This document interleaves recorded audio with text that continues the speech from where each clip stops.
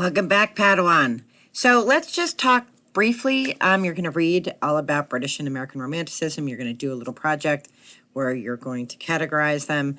But let's talk about why this is important to know. So the British had their own Romantic period, and that pendulum that we talked about before swings throughout all of literature, whether it's American, whether it's British, whether it's some other culture's literature. That swing between reason and imagination is true in all of literature. The British Romantic period came before the American Romantic period, and it's important to know that they're different because we have a different, first of all, we have a different style of government, right? So British monarchy, American had just had this revolution, right? So even though we're in the 1800s, the 1776 isn't that far long ago, right? It's not that long ago. So that's very much in the cultural memory of the American people. So it's a different culture because of the form of government that we have compared to the British. So the issues are different. Social and economic standards are different.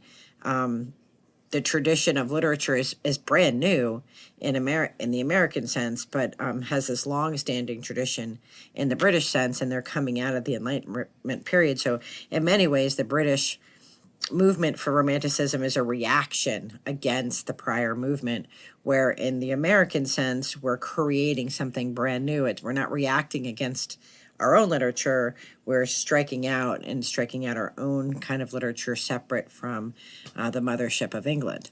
So it's not a protest.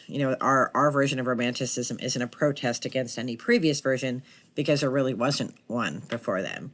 So there are different authors and fantastic authors in both the British Romantic period and the American Romantic period.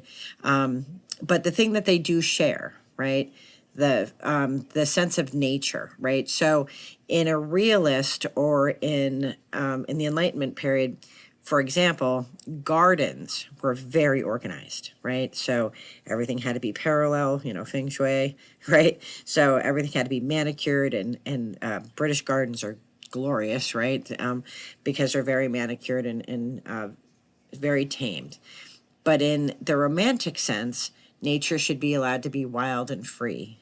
And there's a beauty in that wilderness, and there's a beauty in that not taming it and letting it, flourish under its own devices, right? So, if you think about, in landscaping, the differences between, wildflowers and a very manicured garden, we apply that to literature, and that is sort of, the difference. And that rings true, that sort of freedom and imagination, that sense of carpe diem, live for today, celebrate life for today.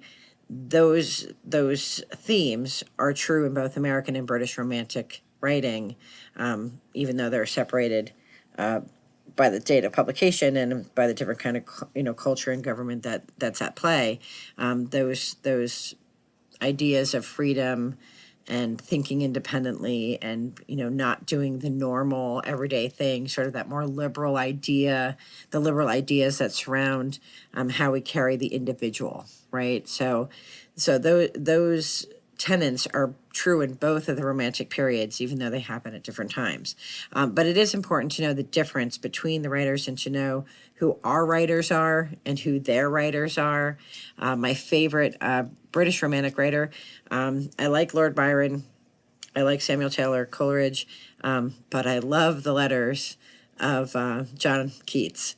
So he had a crush on this chick named Fanny Braun, and he wrote her some of the best love letters in the world, and she did not like him back. And so sadly, he died young from tuberculosis, but his letters are fantastic. If you're ever bored and need something to read, they're great.